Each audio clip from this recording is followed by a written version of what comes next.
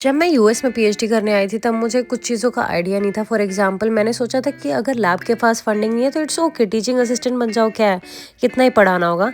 But week में तुम्हें 19.5 hours देने होते हैं, जिसमें इंक्लूडेड है कि वीक में तुम्हें 2 लैब लेनी पड़ेंगी जो कि 3-3 घंटे की होती है। और अगर तुम रेसिटेशन पढ़ा रहे हो, रेसिटेशन का मतलब हो रहा है कि लाइक लेक्चर में किसी इंस्ट्रक्टर की हेल्प कर रहे हो तो उनके लेक्चर भी लेने पड़ेंगे।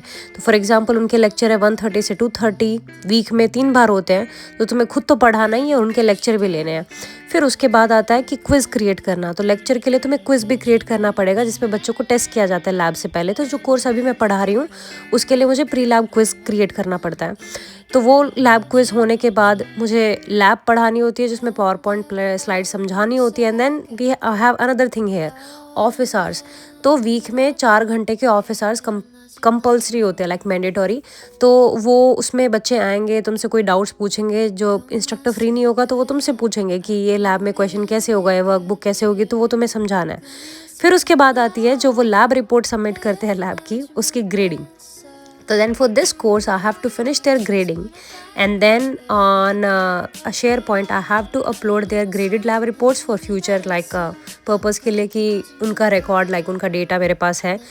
उसके बाद फिर आती है थोड़ी सी भारी रिसर्च की। तो वो थोड़ी सी भारी जो रिसर्च की होती है उसमें तुम्हारा खाना भी आ जाता है, जिसमें लंच तुम करते हो, थोड़ा सा दोस्तों के साथ घूमते भी हो। और मैं वीक में एटलीस्ट 5 दिन तो वर्कआउट करती हूँ, तो वो वर्कआउट भी इंक्लूडेड ही है बीच में, लाइक वो क्लासेस आती हैं। तो उसके बाद तुम इतना थक जाते हो कि तुम्हारा जो रिसर्चर बनने का ड्रीम होता है ना, देन तो रियलाइज़ करते हो कि लाइक आरए पे होते तो क्या कंडीशन डिफरेंट होती है। आई डोंट नो आरए का क्या पर्सपेक्टिव होता है, because I have never been one. और आरए बनने के लिए प्रपोजल लिखना पड़ेगा, जो टीचिंग असिस्टेंट बन के प्रपोजल लिखने का टाइम कहाँ है जो तुम लिखोगे। तो इससे अच्छा है कि कुछ और करो, लाइक इंटर्नशिप वगैरह के लिए अप्लाई कर दो और एक्सपीरियंस चाहिए तो।